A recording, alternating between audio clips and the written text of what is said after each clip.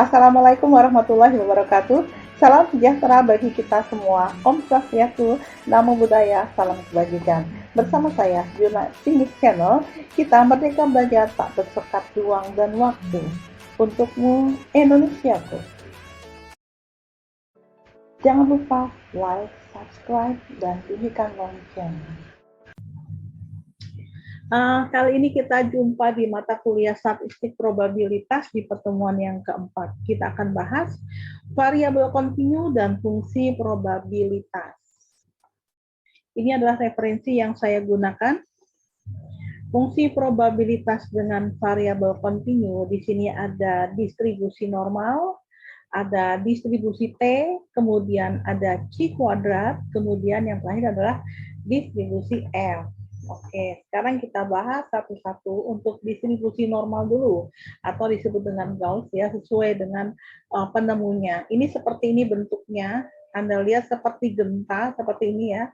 Jadi memiliki ciri ini berbentuk seperti genta, kemudian kedua ujungnya ini ujungnya ekornya ya mendekati sumbu X tapi tidak memotong. Jadi hanya mengambang saja tapi akan terus mendekati sumbu X. Kemudian titik belok kurva tersebut dengan sumbu simetrisnya ini adalah tau ini. Oke. Kemudian luas daerah di bawah di bawah lengkungan ini ya, di bawah garis ini selalu sama dengan 1 atau 100%. Jadi antara ini ke sana itu yang tidak terhingga nilainya, men tidak terhingga, kemudian yang ke sana juga tidak terhingga ya. Nah, dan di bawah dari lengkungan ini nilainya 1 atau 100%. Sekarang kita lihat fungsi untuk distribusi normal standar baku ya. Ini normal distribusi atau kurva normal yang sudah diubah dalam distribusi Z ya. Ini jadi mu sama dengan 0 dan standar deviasinya sama dengan 1. Kita lihat Z sama dengan nilai random dikurang rata-rata variabel random ya dibagi dengan variabel standar deviasi variabel random. Oke. Atau kalau kita pakai rumus Z sama dengan X min mu ini adalah rata-rata variabel random ya, yang di bawahnya adalah tau ya, variabel standar deviasi ya, variabel random tersebut. Oke. Oke, sekarang kita lihat nah seperti ini bentuknya ya. Ini adalah X1, X sama dengan X1, di sini adalah X sama dengan X2. Nah, P probabilitas X1 lebih kecil daripada X atau dibaca probabilitas X di mana X1 kurang dari X1 dan X lebih dari X2. Jadi saya ulangi ya, probabilitas di mana X1 lebih kecil daripada X lebih kecil dari X2. Ya, jadi kita lihat yang kita cari adalah di antara X1 dan X2. Oke, ini digunakan tabel luas kurva normal standar. Contoh hitunglah luas kurva normal berikut. Jadi P di mana? Ini adalah X1 ya. Jadi X1-nya adalah men 0,68. P 0, men 0,68 lebih kecil atau sama dengan Z, lebih kecil atau sama dengan 0. Jadi sama dengan kita lihat L-nya, jadi L0, jadi luasnya itu sama dengan yang ini dikurangi yang ini. Jadi luas ini dikurangi dengan luas ini ya. Jadi luas 0 ini kalau 0 berarti kan 0 juga nggak ada ya nilainya kalau di dalam tabel. Kemudian di sini L 0,68. Nah, ini sama dengan 0,8. Kenapa? Minus jadi plus. Oke, kita lihat. Ini bentuknya ya. Ini adalah men 0,68. Ini adalah 0. Oke. Anda lihat dari sini ke sini. Oke, kita lihat tabelnya seperti apa. Ya. Di sini X1-nya 0,6. Jadi Anda lihat di sini Z-nya adalah 0,6. Kemudian ditarik garis ke samping sampai di sini 8 karena 0,68, 0,6, 8-nya ke atas. Berarti di sini 2517. Nah, ini hasilnya 0,2517. Oke, itu membaca tabelnya. Oke, sekarang bagaimana kalau di sini kasusnya P sama dengan min 0,46 lebih kecil atau sama dengan Z lebih kecil atau sama dengan 1,21. Jadi kita lihat L-nya yang di sini dulu ya. L ini plus ini. Kenapa? Kita lihat 0,21 ini yang lebih besar. Ini adalah min 0,06 ya. Kenapa di sini min 0,06? Di sini 0,46. Di sini 0,46. Berarti ini adalah X1-nya, X2-nya adalah min 0 plus 1,21 salah ya. Kita lihat di tabel distribusi normal yang mana dulu nih? Yang 0,46 dulu ya.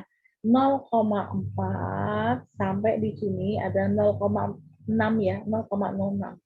0,4 atasnya 0,06 jadi 0,46. Oke. Hasilnya 0,1772. Oke. Kemudian kalau untuk yang di sini yang ini ya 0,1772. Kemudian kita lihat lagi yang 1,21 ini 1,2, satunya di atas. Ini adalah 0,3869 yang ini ya. Ini 0,03869. Jadi kalau ini ditambahkan sama dengan 0,6641. Kenapa begitu? Dari sini ya, ini adalah X1-nya kan minus, ya kan? Berarti dari yang titik tengah ini ke samping ke kiri, ini adalah hasil apa namanya daerah atau luas dari 0 sampai min 0,46. Hasilnya berapa? Yang 46 tadi kan 172 ini terbalik tak ya di sini ya. 0,172. Oke, ini hasilnya. Oke. Kemudian yang 1,21 ini kan hasilnya ini ya. Oke. Jadi dari 0 sampai 1,21. Jadi luas daerah yang di sini sama dengan luas daerah yang di sini ke samping kiri dan dari sini di tengah ini ke samping kanan. Jadi 0,6641. Oke, next. Contoh kasus lagi, dari hasil pengamatan terhadap buah jeruk yang dipanen dari kebun ELF menunjukkan bahwa rata-rata diameter buah jeruk di kebun tersebut adalah 100 mm dengan standar deviasi 15 mm. Diasumsikan bahwa diameter buah jeruk yang diamati berdistribusi normal. Berapakah probabilitas buah jeruk yang diameternya kurang dari 0,5? Kurang dari 0,5. Jadi kita lihat rata-rata itu adalah mu sama dengan 100. Oke, standar deviasi adalah tau sama dengan 15. Kemudian di sini X, kenapa? Ditanyakan adalah berapakah probabilitas buah jeruk yang memiliki diameter kurang dari 105, berarti X sama dengan 105. Ditanyakan berapakah probabilitasnya, ya kan? Probabilitas X lebih kecil dari 105. Oke, ini yang diketahui tadi. Sekarang kita masukkan ke rumusnya ya, Z sama dengan X min mu per tau. Tau adalah standar deviasi. Ini tadi sudah kita cari, kita tinggal masukkan ya. X ini 105, kemudian di sini mu adalah 100, kemudian tau adalah 15. Oke, jadi ketemunya adalah 0,33. Ya, sekarang bagaimana dengan tabelnya? Ini adalah tabel normal distribusi ya. 0,3 ke atasnya 3 ketemu 0,1293. Oke, jadi kita lihat kok digambar di sini ya. Di sini ini 100 ya, 100 rata-ratanya, ini adalah 105. Kalau kurang dari, berarti dari sini ke samping. Ya, dari sini ke samping. Dari sini ke sini pasti nilainya setengah karena distribusinya normal. Oke. Tadi kan rata-ratanya 100, ke sampingnya sini berarti adalah 0,5 nilainya. Nah, dari sini, samping sini, dari sini ya, ini adalah 0,1293. Jadi Z untuk yang Z tabelnya ini tadi ya 0,193. Jadi kalau kita cari dari sini ke samping adalah dari sini ke sini itu adalah 0,5 ya. Dari sini ke sini yang saya tunjukkan ini adalah 0,1293. Jadi totalnya adalah 0,6293 atau 62,90%. Ini adalah probabilitas yang diameternya kurang dari 105. Oke, next ada contoh kasus lagi ya. PTGS mengklaim rata-rata berat buah mangga B adalah 350 gram ya dengan standar deviasi 50 gram. Bila berat mangga mengikuti distribusi normal, berapakah probabilitas bahwa berat buah mangga mencapai kurang dari 250 gram sehingga akan diproses oleh konsumen? Diprotes ya.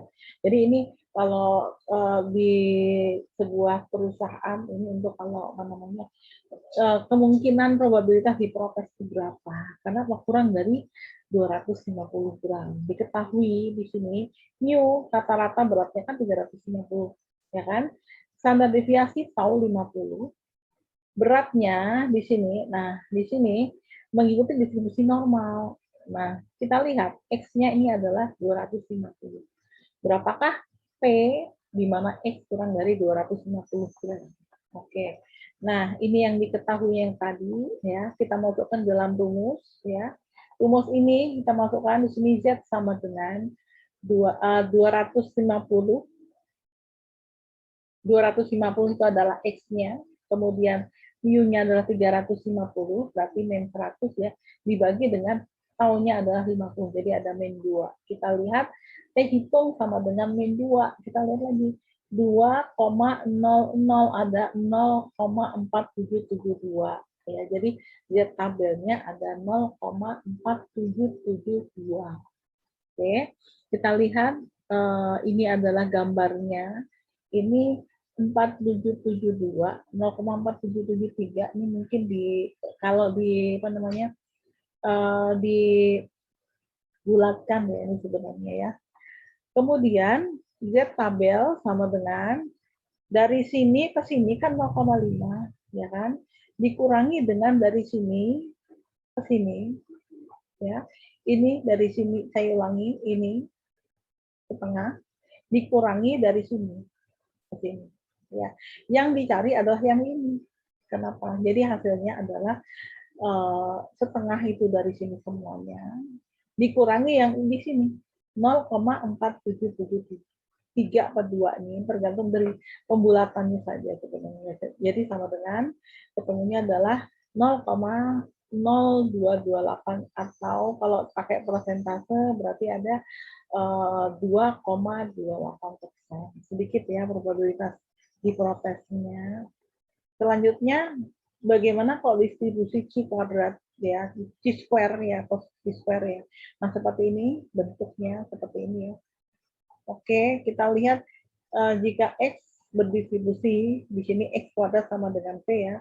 Dengan P adalah derajat kebebasan, dBn sama dengan 1. Ingat P sama dengan dB-nya itu N-1. Maka di sini probabilitas C1 D kecil dari X lebih kecil atau sama dengan C2. Nah, di sini P sama dengan X.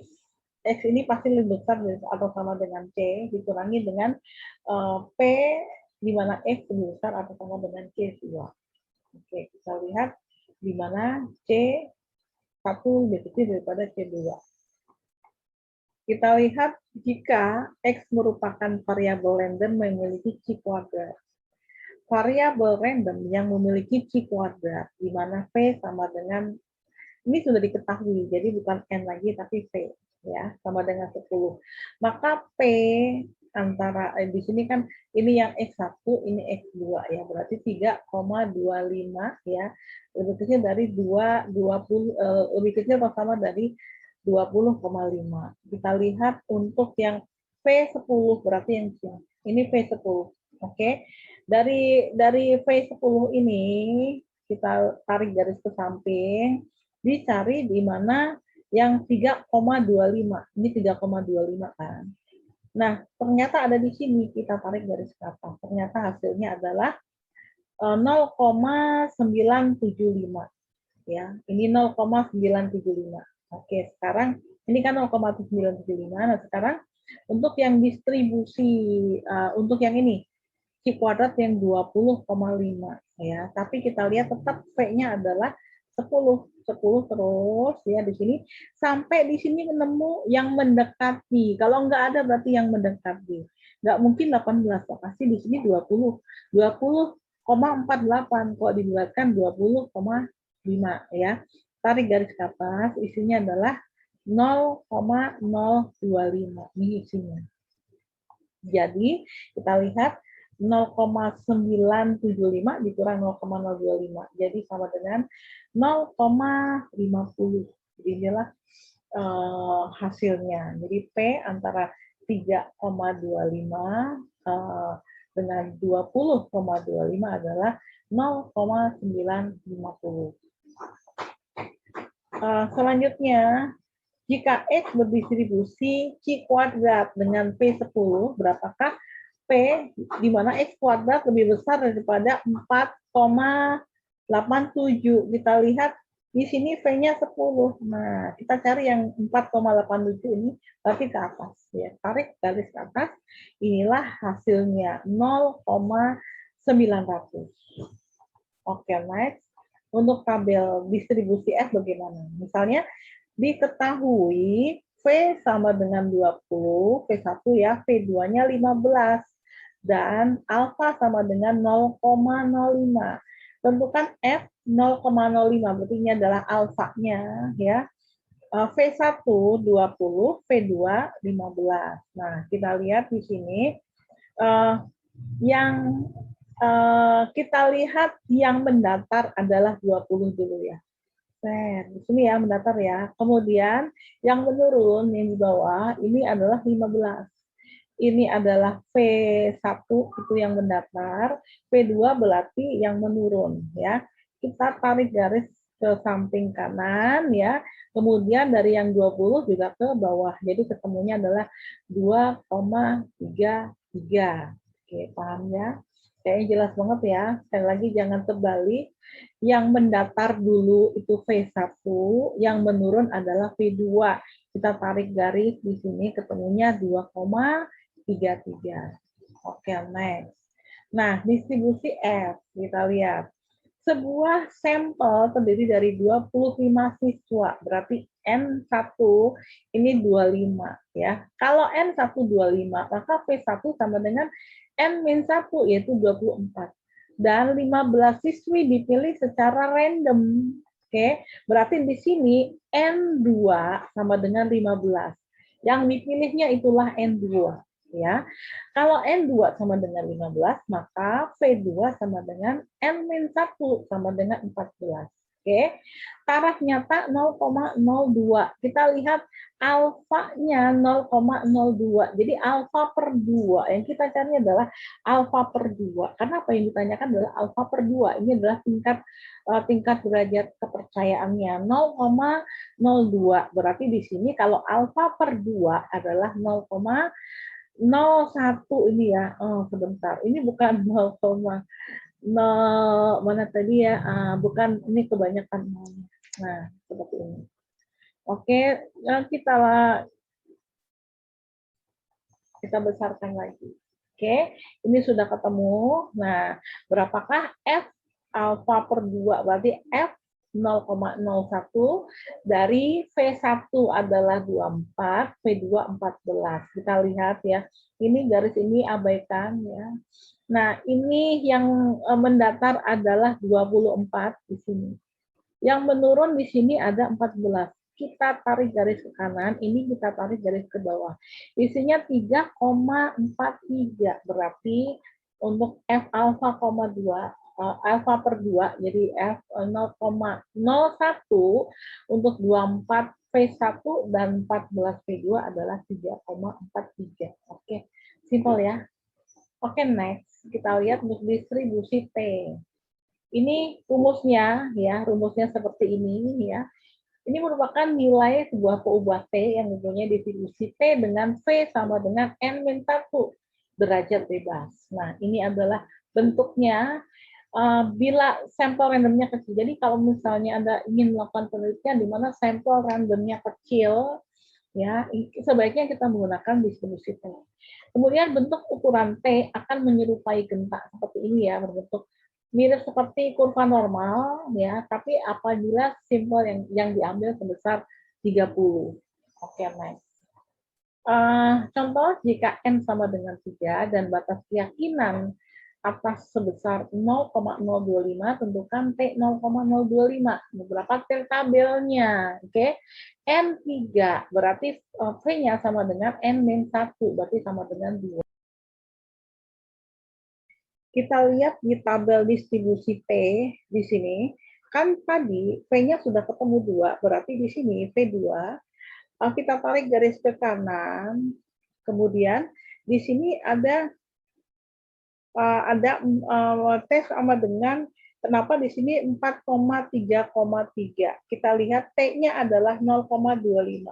Jadi dari sini ditarik garis ke samping, kemudian karena alfanya ada T 0,025, berarti kita ambil yang dari sini. 0,025, tarik garis ke bawah. Nah, ini titik temunya, ini merupakan hasil dari T hitung T 0,025 dengan P sama dengan 2. Jadi T 0,25 dengan P sama dengan 2 adalah 4,303. Selanjutnya yang kedua, satu variabel random yang terdiri dari 10 mahasiswa mempunyai distribusi T dengan min 112. Kita lihat N-nya ada 10 mahasiswa. Nah, di sini min itu adalah rata-ratanya ada 112 ya. Kemudian standar deviasi S ini 11. Berapa probabilitas akan mempunyai nilai lebih besar dari 120? Berarti X-nya adalah 120. Kita lihat, kita masukkan ini adalah rumusnya ya. Setelah itu kita masukkan T 120 ini adalah X-nya ya. Kemudian 112 ini min mu ini adalah rata-ratanya 112. Standar deviasi S 11 ya. N sama dengan 10. Oke. Jadi hasilnya ada 8 per 3,48. Jadi ada 2,29 ya. Sekarang berapakah P dengan T lebih besar daripada 2,29. Nah, kita lihat N-nya tadi 10, maka V sama dengan 10 min 1 selalu ya, sama dengan 9. Oke, sekarang kita lihat tabel distribusinya. Ya, tadi V sama dengan 9, berarti yang di sini V 9. Oke. Kemudian di sini kita lihat yang nilainya mendekati, ini kan T sama dengan nilai tabelnya 2,29 ya. Yang mendekati dari 9 ini ke samping, yang paling mendekati dengan 2,29 adalah 2,62. Oke, dari sini tarik garis ke atas. Berarti hasilnya adalah 0,025. Ini berarti T lebih besar daripada 2,29. Ini hasilnya adalah 0,025. Oke, sampai di sini jumpa kita. Wassalamualaikum warahmatullahi wabarakatuh. Salam sejahtera untuk kita semua. Om Swastiastu, Namo Buddhaya, salam kebajikan. Sehat-sehat ya.